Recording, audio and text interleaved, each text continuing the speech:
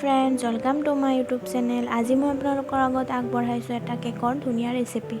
চ' friends, ভিডিঅ'টো প্ৰথমৰ পৰা শেষলৈকে চাব। প্ৰথমতে মই এটা বল লৈছোঁ। বলত মই চাৰিটা কণী লৈছোঁ। কণী 4টা ভাঙি লৈছোঁ মই ইয়াত এটা মিডিয়াম চাইজৰ কেক বনাম, বেছি ডাঙৰ নবনাম। আপোনালোকে যদি ডাঙৰ কেক বনাব খোজে তেনেহ'লে আপোনালোকে কণী বেছিকৈ দিব আৰু সেই পৰিমাণ অনুসৰি তেল চেনি লৈ ল'ব। মই ইয়াৰ পৰিমাণ অনুসৰি মই ইয়াত তেল লৈ লৈছোঁ। এইটো চাওক।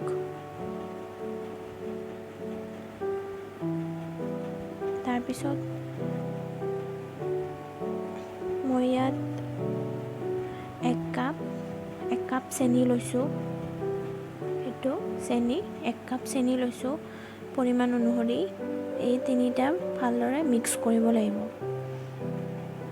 কমচে কম 15 মিনিট মিক্স কৰিব লাগিব, যাতে তেল, কণী আৰু চেনি এক্সট্ৰা থাকি নাযায়। যিমান ভালদৰে মিক্স কৰিব সিমান কেকটো বহুত ছফ্ট হ'ব আৰু দেখাতেও ধুনীয়া হ'ব আৰু ফুলি উঠিব কেকটো। তাৰপিছত ইলাচি লৈ ল'ব, ইলাচি গুড়ি কৰি ল'ব। এটা বলত ইয়াত ময়দা লৈছোঁ মই, সৰু কাপৰ 3 কাপ ময়দা লৈছোঁ। এইটো ইলাচি হয়। ইলাচি কেকৰ চেণ্টৰ কাৰণে দিয়া হয়। ইয়াতে মই ছ'ডা হয়, এইটো বেকিং ছ'ডা পাউডাৰ। এইটো মই 2 স্পুন হাফকৈ দিছোঁ। এইকেইটা মিক্স কৰাৰ পিছত কণী, তেল আৰু চেনি মিক্স কৰি থোৱা আছে, সেইটোত মই অলপকৈ ঢালি দিম। এইটো চাওক।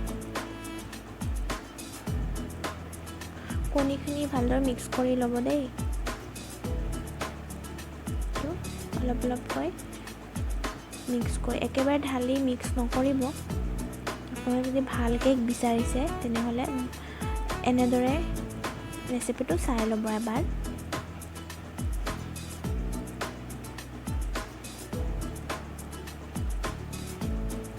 অলপকৈ ল'ব, মিক্স কৰি থাকিব। কমচে কম 20 মিনিট মিক্স কৰিব লাগিব এইখিনি।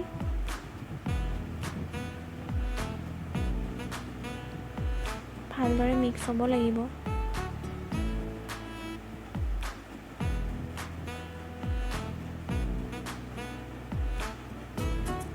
এইটো চাওক। মিক্স কৰাৰ পিছত ইয়াৰ কালাৰটো চেঞ্জ হৈ যাব।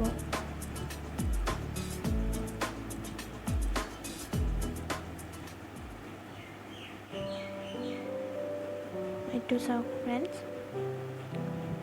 তাৰপিছত এটা কণ্টেইনাৰ ল'ব। কণ্টেইনাৰত পেপাৰটো ভালদৰে পাৰি লৈ তেল লগাব। এইটো মই তেল লগাইছোঁ। তাৰপিছত মিক্স কৰাখিনি ইয়াত ঢালি দিব। তেল লগালে মানে কেকটো সহজতে উঠাই আনিব পাৰিব, যাতে পেপাৰ লাগি নধৰে, তেনেকৈ উঠাব পাৰিব।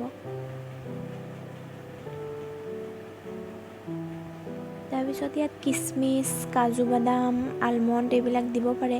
যদি আপোনালোকৰ ঘৰত যদি আলমণ্ড নাথাকে তেন্তে আপোনালোকে কাজু দিব, আৰু কাজু আৰু কিচমিচ দিব। যদি কাজু নাথাকে আলমণ্ড দিব। মই ইয়াত 3টা দিছোঁ। এইটো মই ইয়াত গোটা দিয়া নাই, কাটি পিচ কৰি দিছোঁ আলমণ্ড আৰু কাজু। দেখিবলৈ ধুনীয়া লাগে। গুড়ি কৰি নিদিব, গুড়ি কৰি দিলে মিক্স হৈ যাব। মই যেনেদৰে কাটি পিচ কৰি দিছোঁ তেনেদৰে দিব। মোৰ এটা পুৰণি অভেন আছিল। অভেনটো 2 years ধৰি ইউজ কৰা নাই। আজি মই ইউজ কৰি চাম কেক ঠিকে হয়নে নহয় বাৰু। এইটো নহয়, কেকটো ধুনীয়া হৈছে এয়া। আৰু কেকটো খাবলৈ বহুত মজা হৈছে, ছফ্ট হৈছে।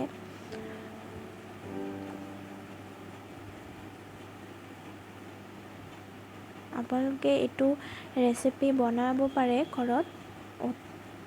বহুত সহজ ৰেচিপি। যোনে নাজানে কেক বনাব এইটো ৰেচিপি চাই অতি কম সময়ৰ ভিতৰতে কেক বনাই ল'ব পাৰিব। আপোনালোকে প্ৰেছাৰ কুকাৰত কেনেদৰে দিয়ে মই সেইটো এদিন দেখুৱাই দিম বাৰু। বাইদেৱে এইটো ভিডিঅ' যদি আপোনালোকৰ ভাল লাগিছে আপোনালোকে কমেণ্ট কৰি নিশ্চয় জনাব। Thank U.